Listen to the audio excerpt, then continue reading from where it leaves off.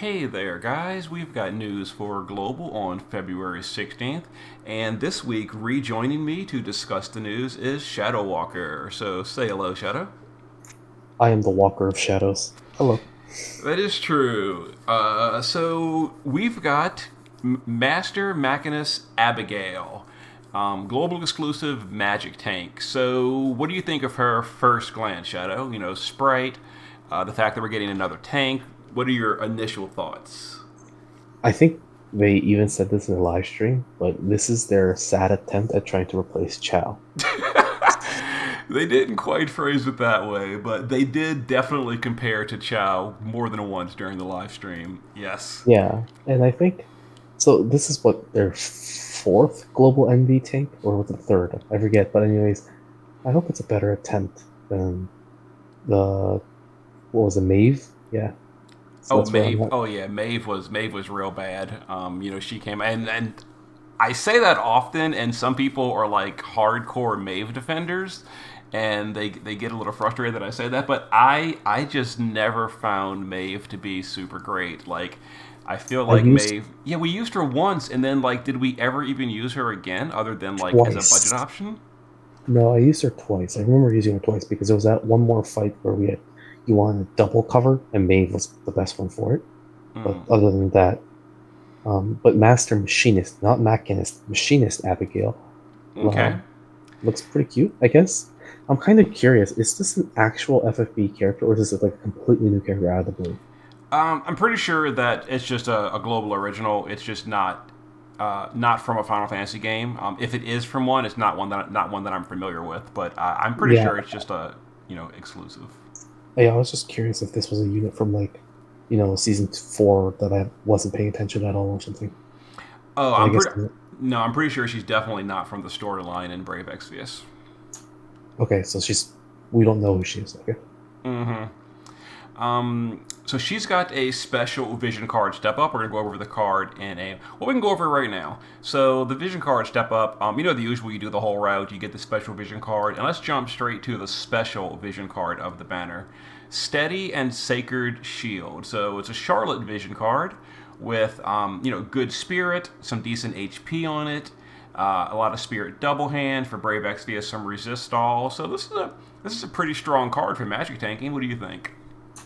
Yeah, I really like it. I mean, I still think we mentioned this before the stream, but Jack's card is also amazing, and as long as you have that, I don't know if you'll ever replace it. But this is also fucking amazing. So yeah, Yeah, the Jack one is for defense. This is a slightly worse than Jack's because Jack has the 5,000 base HP. This only has 2,000. Then again, this one's it is kind of premium because it's the step up card. It's not the unit card, but it's still cheaper than getting Jack's card. But it is for magic tanking.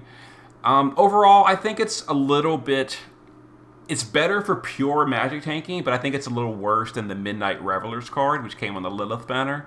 That one's got defense and spirit and HP, but this one's a little better for just spirit because it does have slightly higher HP on it. the other thing is like, this is Midnight Reveler was another one, just one of those the same categories where it's like you don't pull for the card. Like this and Midnight Reveler, yes, they're great cards, but I don't think anyone will pull because of the card. Um, the Ayaka banner was a great example where people pulled for Ayaka and the card. Both were great. This one is just, I think it's a great card. I don't know if people will pull for the card disregarding the unit. But the card's good, and it's definitely a really nice perk if you're going to be going for Abigail. So she is a magic tank buffer and debuffer on her tags, which are awesome. She is SLB, which I'd rather her be True Brave Shift, but it can be workable depending on the kit as a whole. She imperils every single weapon in her SLB. Give me a prediction, Shadow. What percentage will these imperils be for the weapon imperils? So I have a range. I think on the high end, it's going to be 40. And on 40 to the, every weapon. That seems ambitious. but I think that's the only way she becomes like a competitive option, right? Because like by this point, there needs to be a reason for people to drop their current tanks. But if their tank brings 40% all weapon imperil, that's one option way to replace your tank. But the other one, and I think this is a more realistic one, is 30 to all. That'd be good. That'd be good. As like a little bonus. We do know from the stream that her SLB also has 85% general and magical mitigation attached. So just right out the gate, in my opinion, she is significantly better than every single global tank we've ever had because we're actually getting another tank that has 85 mitigations besides Runda. It is so overdue, and I'm so happy that they are finally doing that. But mind you, this is on a non-free unit that if you want to match run that, you still want to EX3 her, right? Which is infinitely more expensive than that ever is. That is true. That is very true. It is definitely more expensive, and I'm not sure if they said the duration during the stream or her SLB, but I would assume it's going to be 3 turns probably. So, assuming you want full uptime, yeah, you would have to go to EX3, and she's not limited, meaning it's a little harder to get there because you're not getting the the 100 tokens from or the 100 shards from VIP tokens. You have to go only 50 there, plus we got to wait 2 weeks as well, which makes it harder for Clash of Wills because you can't EX3 here during Clash of Wills with VIP coins. You would have to either go all in on the banner or not get EX3 during Clash of Wills with VIP. Yeah, and I think for most people that aren't Sinzar Whale, they expect an EX2 from a banner at the very best. Well, getting EX2 is usually pretty affordable because you get the 30 login, the 20 from the 2K Lapis, you get the 50 from the VIP tokens, and then you get the 50 from the summon tokens, and then for the step up plus the plus 2K, you would get EX2 guaranteed, even if you never pulled a single one except the pity. So yeah, exactly. So it's not the worst for you to expect an EX2. Mm-hmm. Which is plausible in cow anyways. Mm-hmm. Now, a lot of this was discussed during the live stream. The vision card. Let's go to her vision card now. Now, her vision card is kind of sad in comparison to the the step up card. It's not bad or anything. Don't get me wrong. It's just that it's just literally strictly inferior to the step up card. So if you do the step up, you're just not going to use this, at least not on your primary tank. You would use, the step up, the banner card. Yeah, but no one would ever use this. Mm-hmm. I guess it's a great budget option, but other than that, no. Yeah, and you can stick it on secondary DPS, not DPS, like secondary support units or something if they need more bulk limited resistance. So it's not worthless. It's just way worse than this one. I really wish that they would start implementing more morale fill abilities onto these cards, because seriously, I disagree. Really? I do. I was talking to in a different video with Gert. We had a discussion about this. I personally do not like the way they have transitioned into morale. Instead of morale fill being the primary role of a unit on your party, it's now just been offloaded to passive sources, lots of vision cards, lots of autocast gear, all the new Clash gear is giving lots of morale. Things like what's her name, Tsukiko, and all are autocasting morale. It's more of a passive thing and not an active thing. I just thought it was cooler when you were doing things like the rejuvenating dance of Ling, or I'm probably getting the name wrong, but the active fill, or Kresnik was a dedicated morale unit. I just enjoyed that, and I don't like that now morale is more of an afterthought, and you just get the fill from passive sources. I think with Cow becoming more and more complex every iteration, now there's you got to do certain elemental hits, and at a certain turn or at a certain threshold something happens, and there's a lot of things to keep track of. If morale was just another added thing, it might be a bit too much. I don't know, maybe I'm just not too into it as much, because this is a controversial opinion that I've been saying the last 3 weeks, 3 months rather. I prefer DV over Cow, and it's because DV is usually a very simple one and done, but Cow is if I want to, if I make mistakes in the middle, gotta start 5 turns again. Meanwhile, DV, it's usually, it's 5 turns, but it's infinitely less complicated than Cow ever is. So, I don't know, that's just my take. Just load up your Riku and go to Dark Visions. You know, Well, after that video came out, I was pretty happy about my off-banner Rikus. yeah, mine was off banner too. It would definitely feel bad to not have her. You know, a lot of people don't, and it's a whole different topic. So her STMR is yet again a weapon. You know, I've mentioned before. I'm going to say it again. I'm going to say it every single time. You know, I wish they would give some variety and not do a weapon for every single global exclusive. But here we are, yet again. It's another weapon. That said, it's a great weapon. It's very, very powerful. So at the very least, it's good for magic tanks, obviously. Yeah, it's got probably the best magic tank stats I've seen, I think. Mm-hmm. Um, I'm just noticing something real. Let me actually look at the screenshots. Just give me 1 second. Oh yeah, it's the same as the stream. Okay, I didn't even notice that it had 30 resistol on the live stream. I'm just noticing that. That's actually better than I even initially thought. It's This really, is like, I really think good. even just disregarding the unit, just this alone makes this a really, really good pull, like off-banner pull, even if you don't pull for her. It's just Mm-hmm. STMR Moogle her and chunk it onto the tank you actually like. Yeah, that is So, actually it's not resist all. It's missing dark and light, but still 6 out of 8 resist is really good. But that's good. And then her TMR is an accessory. Now, keep in mind this special autocast passive is only for Abigail. So for everyone else, it's a little underwhelming. It's kind of like a slightly weaker Awakened Reigns TMR or STMR, the hero medal or whatever. But for her, it should be pretty good because of the autocasting.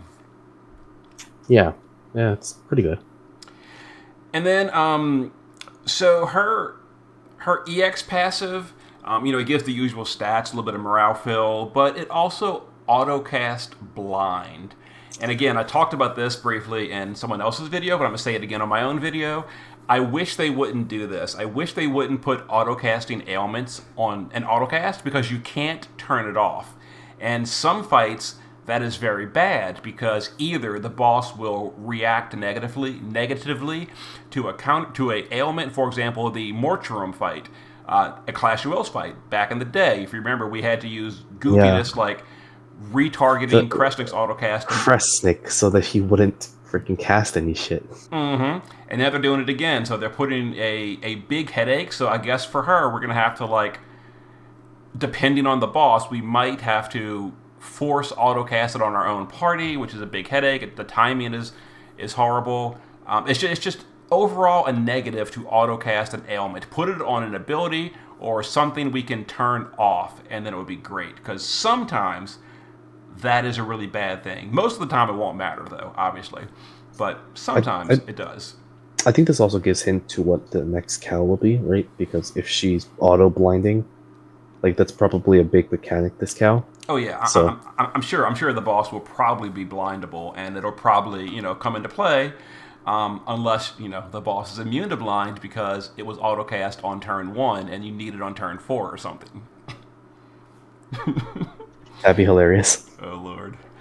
And then her featured abilities.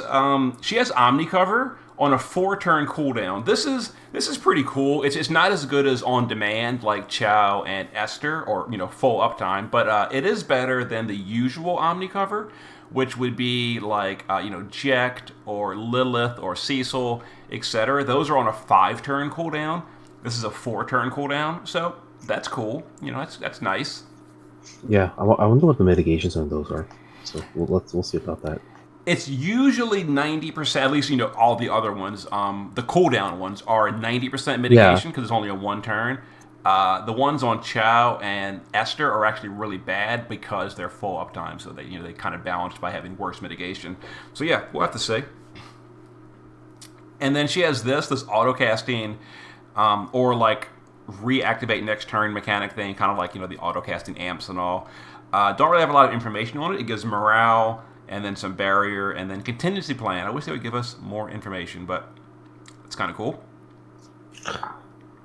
so with this initial information, did you pull on Lilith? I did.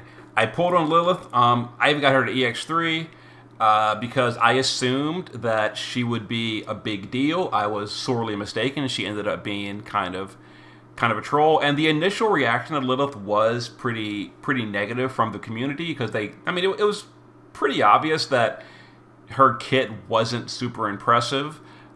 She did okay damage, but her tanking was real bad, and that was very obvious. I myself knew that she had bad tanking. But I kind of figured her damage would last longer than it did, and it was okay for her one clash, and it got really crept like immediately.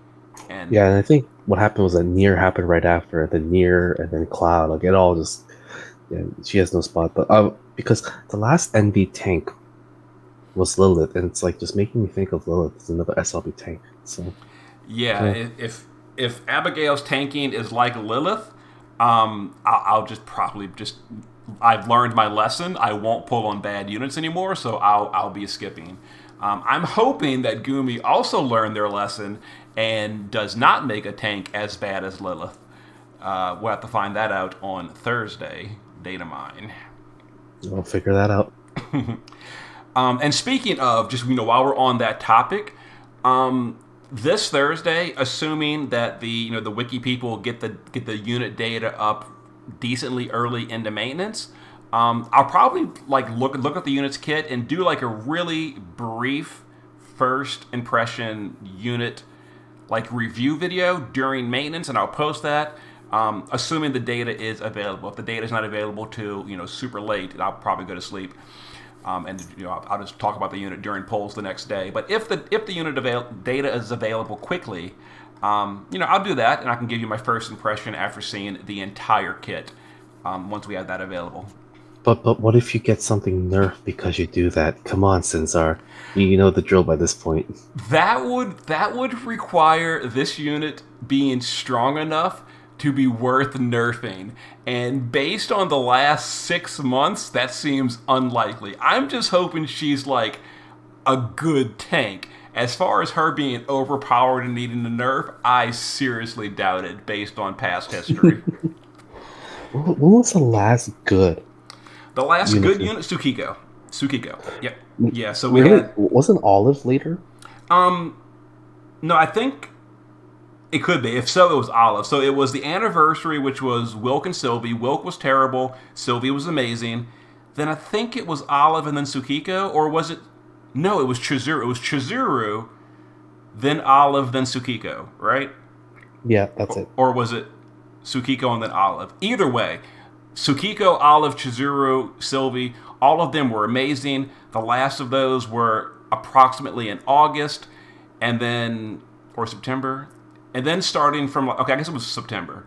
And then starting from Lilith, we've just had way downhill on global units. We've had Lilith. She was bad. We had Ayaka. She's okay, mostly just because she has that 100 amplify, and that's why we say she's okay. If you took away that amplify, she'd just be unimpressive completely.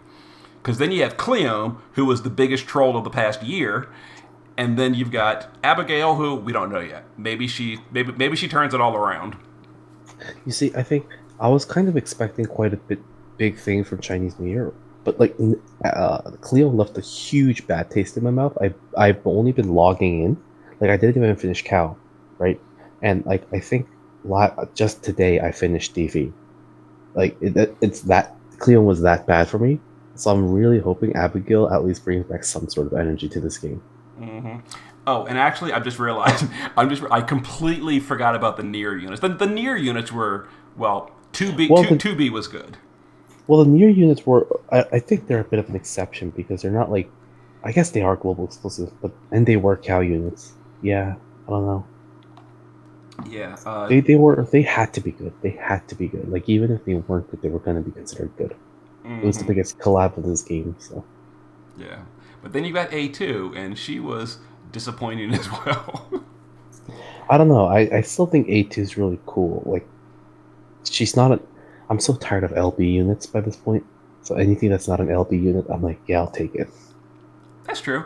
And I'm saying that I actually do have A2 and 2B planned on my initial clear for the Clash of Wills. We're going to talk about that in a minute. But real quick, let's pop over here. So during the live stream, the English live stream with Tony and Justin, they talked about the unit a little bit, but there was also more information from I think it was the Chinese stream, maybe it was the Korean stream. I'm not entirely sure. It was an Asian stream. It's for the global version, but for different language speakers. But here is an auto translated, it's just slightly more information about Abigail. So we already knew about the 85 mitigation that was talked about on the English stream, the mitigations, etc. But they also have fire absorb. I think that was mentioned too. But more importantly, she fills morale, she buffs teammates, and reduces status of the enemy. So it's just a little bit more information, not much more, but I figured I'd just show that as well. Dude, she had the breaker tag, so maybe she has 85% breaks. Maybe. That would be certainly cool if she does. Or 90, but no, we're getting ahead of ourselves. She's not going to have 90.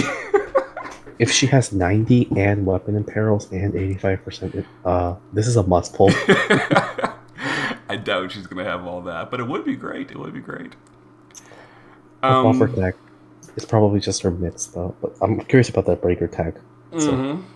Well, actually, just by having the breaker tag, she technically does have 85 breaks, because that means she can equip all the breaker materials. Like, Tulian, Edge, Reagan, Axstar, all those 85 break plus the 130 imperil.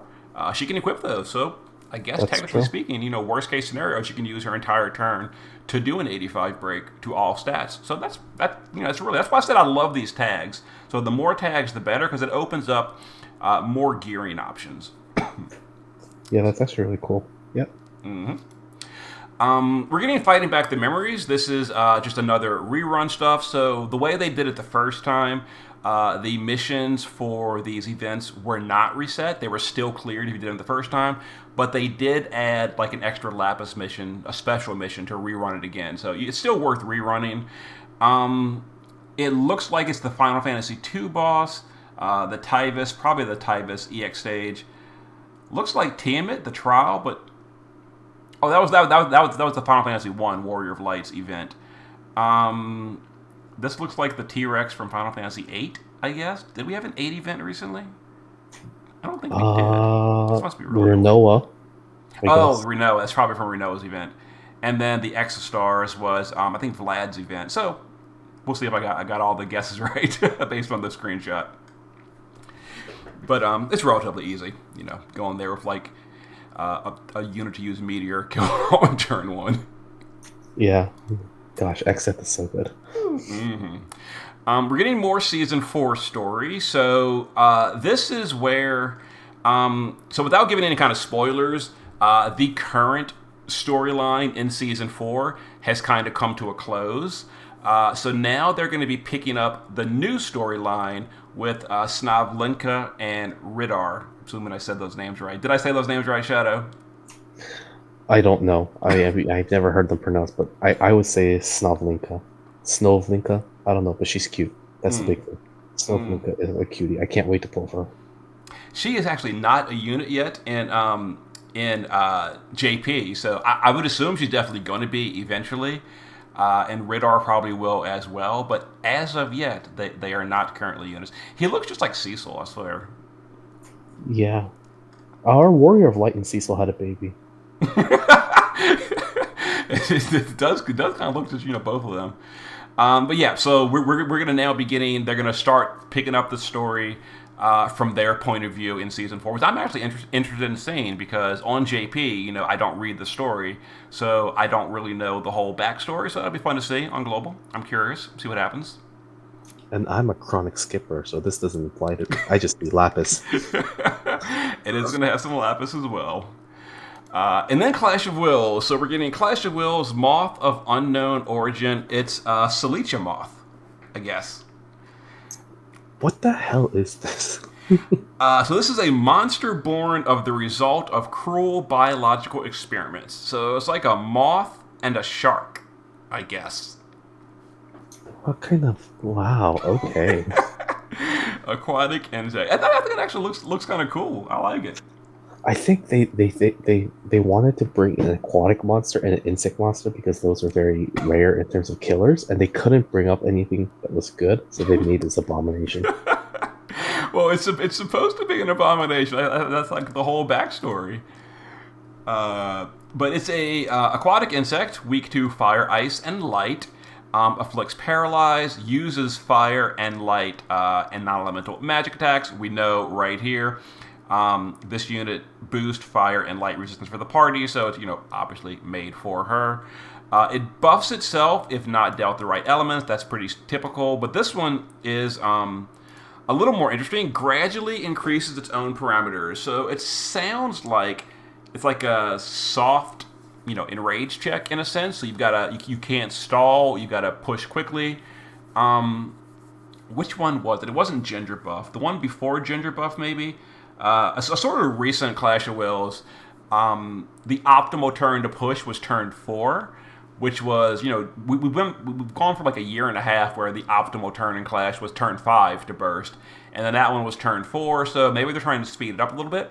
Do you think, just out of a ballpark guess, do you think turn 4 will still be the optimal turn, Shadow, or are they going to try to force us to go quicker, like maybe turn 3 or something?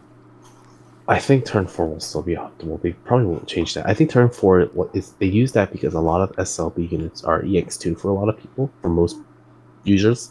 So turn 4 turns out to be when the SLB is ready to hit. That's just my theory.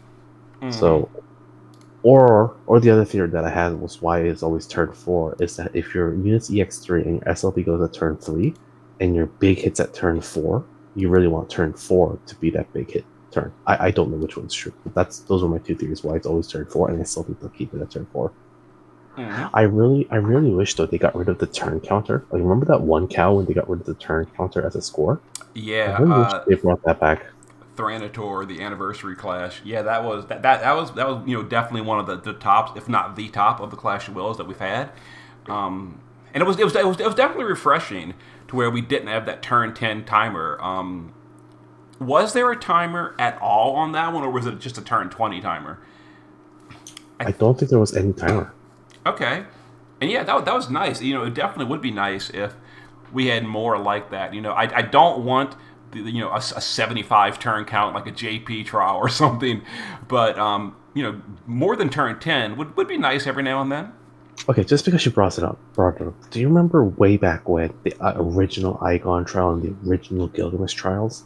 I kind of miss those where they were like 50 to 100 turn slogs. Like, we don't have those anymore. Well, the Gilgamesh trial wasn't really a slow trial. At least it wasn't for me. But the trial for Igon definitely was. It was very slow. And I think so was the Malboro trial. At least it wasn't. Maybe it wasn't. That one wasn't slow. That was just a really hard gear check. Mm-hmm. Yeah, I can't remember any trials on Global taking like a huge turn count other than the original Igon. And really the only reason that took so long is because you had to kill that arm 9 times before it would stop reviving, and then the other arm 3 times. So you had to kill, and it took like 3 turns per kill. So yeah, that's the only reason it took so long. That was more of like a design flaw. So that was unnecessary that they made it that way back in the day. Because the way I feel is once a fight is like repeating the boss's AI rotation, if you can survive that the whole rotation once or twice, like, you can survive it 75 times. So there's no need to stretch it out 80 extra turns. Maybe, but I always, and this just might be really just nostalgia kicking in, I feel like all the trials during the 5-star, 6-star era were a lot more fun, or even the 7-star era, like Bloody Moon, EX Bloody Moon was a lot of fun. But and all the recent trials that they've been doing, it's just very, very bland. I don't know. That might just be nostalgia kicking. Though. Oh no! I agree with you 1,000%. The trials these days are horrible. I kind of went on a rant a little bit about this when we got the news for like Iron Giant and all, because like Iron Giant just came out, the pinnacle finale of the 12 race series trial. The grand finale. It's the stupidest, most useless fight ever, and I killed it on turn 3. I'm sure other people can probably do it even quicker if they really put their minds to it. And it does no damage to it. It's horrible. And like you say, compare that to the Bloody Moon, which was an amazing trial. It was extremely hard. It was challenging. It felt, this is the most important part, it felt satisfying when you beat it. Did anyone get any satisfaction from beating the Iron Giant trial? Like, I doubt it. The original one, maybe. Even that one wasn't that hard, in my opinion. The Iron Giant has always been a pushover on Brave Exvius. I feel that, at least. Like, this is the 4th time we've had him, and I feel like all 4 times that's been kind of a pushover win fight. Yeah, it could just be my opinion, but... Right, yeah. But one more thing about Salachamoth that is not talked about in the news here, and this is from the live stream. I can't highlight it, but deals increased damage to non-human units. So why do you think that is being put in Shadow? Oh my god, fuck Chow, isn't it? It's just, they want to bury him. They just want to bury Chow. They do not want you tanking this boss with Chow. Increased damage to non-humans.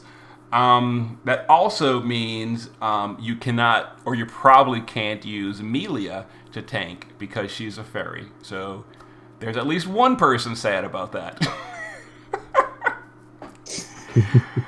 Are they even playing anymore? Reed, yeah, he plays. Okay.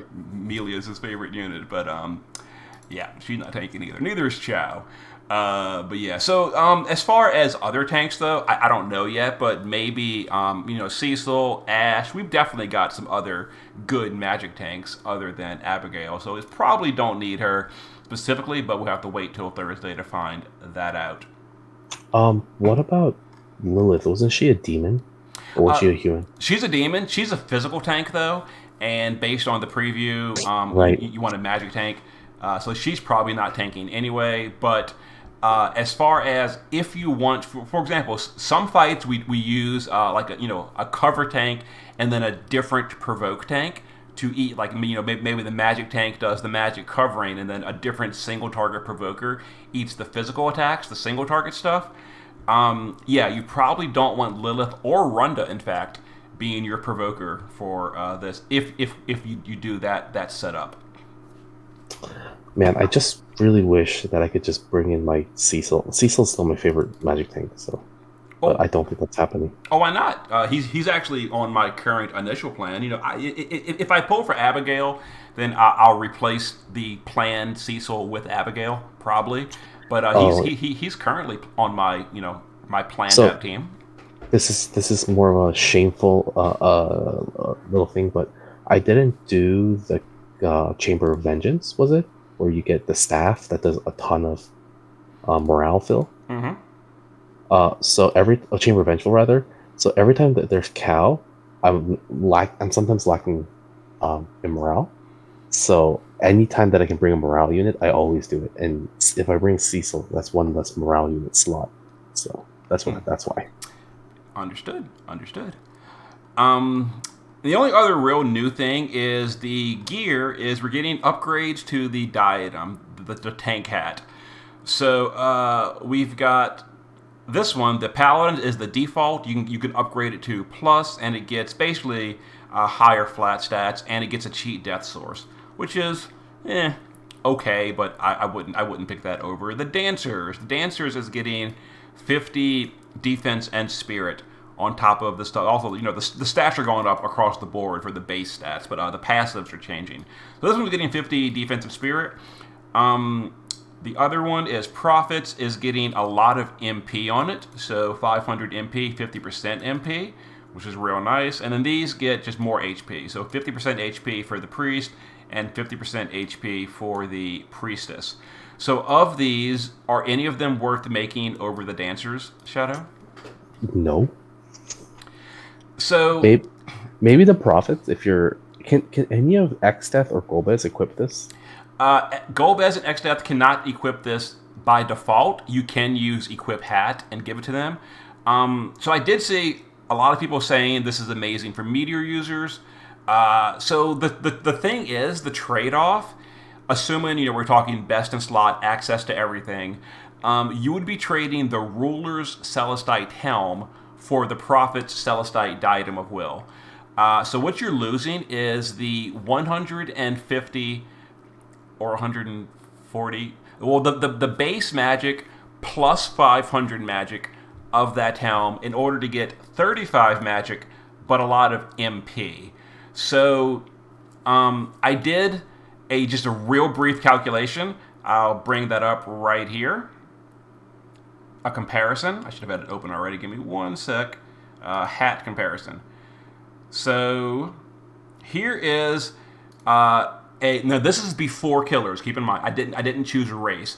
Before killers, Golbez using a best in slot build with Meteor, the Celestite helm, the magic helm, would do an average of 3.9 billion damage versus these stats.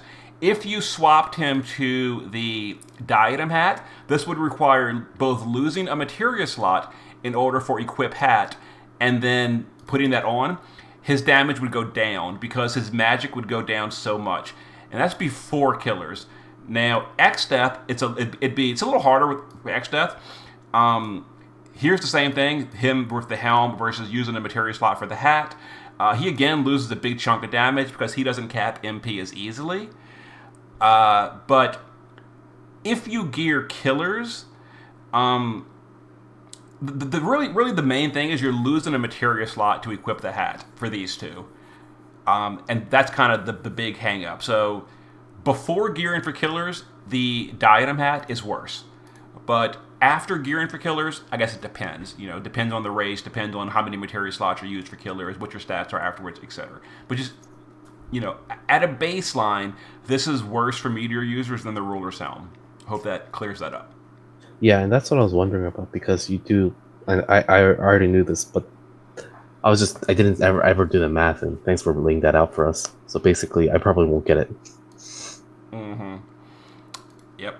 And again, but that's before killer, because some races, the gearing could change and that could pull ahead, but just in general, it won't be as good. So basically, rely on the builder. Pretty much, yes. And now, as far as Clash of Wills, last month I didn't stream. I've been streaming Clash of Wills on day one, my live attempts. I didn't do it last month.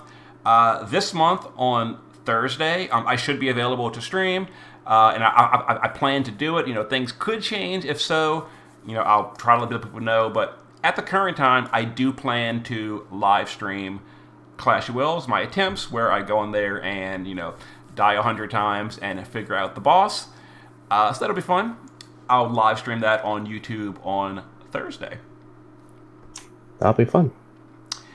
And I think that's pretty much it for the week. Anything else you want to talk about before we end it, Shadow? There's a Valentine's bundle thing and a free Valentine's gift they're giving us. Oh, that was something on Twitter. Someone linked it, and I saw it. I didn't click on it. But yeah, I guess you can check the official Brave XPS Twitter. There was some kind of promotion. I probably should look into it. There is a news in the game. I also just sent you a link. Okay, I didn't actually see that. Let's go ahead and look at this real quick. Okay, so log in once and receive the producer's present within the campaign. Oh, this must be new news. I actually overlooked this. Okay, so basically just log in, which hopefully you're doing anyway. Yeah, we don't know what these do. Like, they could be tickets. They could just be MP for all we know. Okay, but interesting. It's this bundle that's kind of curious, because you get the Sakura and Ayaka, which is, people loathed it for missing it, right? Because of her STMR. Mm-hmm. So this is... Yeah, this seems... Oh, wait. Oh, you get all this. You get all of them. You get all of them. Oh, okay. And you don't get any Lapis, meaning this might be buyable for Lapis instead of a cash only. Interesting. It looks like it's a Lapis bundle. And last year, if you remember, they had a Sakura and Ayaka Lapis bundle for Valentine's Day. Or was it 2 years ago? I don't even remember. But they had one. And people bought... That's when they got Sakura and Ayaka, because for the STMR. So I might just get this again if it's Lapis. Yeah, on Global, I don't have either one of these. And Seacar and Ignacio, they've got the only two-handed Earth Element axe in the game, which, has not come up being useful yet, but someday it could be. So depending on the price, I might grab this if it's really cheap. So what would you say is a price point you would buy this for, Shadow? 5K, 10K, 1K? I think less than 8K, less than 7K. Is that being too cheap? I don't know. Well, if it's 5K, I'd have to think about it. If it's less than 5K, I'd probably go for it. If it's more than 5K, for me, it's probably a definite skip. Really? I think if it's more than 5K but less than 10, like 8K, I might do it. So So the thing I'm less excited about is the only reason I'd really buy it is for this STMR. The thing is, like Meteor users, like this was obviously best in slot for like Oliveira a year ago. The problem is we've kind of moved on from that, and these days Meteor users are not really using that kind of gear because it's only good because it has the highest flat, and the only person in the entire game that benefits from that with double hand is Oliveira, and unfortunately his time has passed. So it would have to be really cheap for me to buy. yeah, okay, understandable. But we'll see. If it's cheap enough, then absolutely I'll just grab it just in case. But Okay. we'll have to see. But okay, good catch that I've missed that. So all right, so thanks again for joining me, Shadow. No problem. It was fun. All right, see you guys for more on Thursday. Later.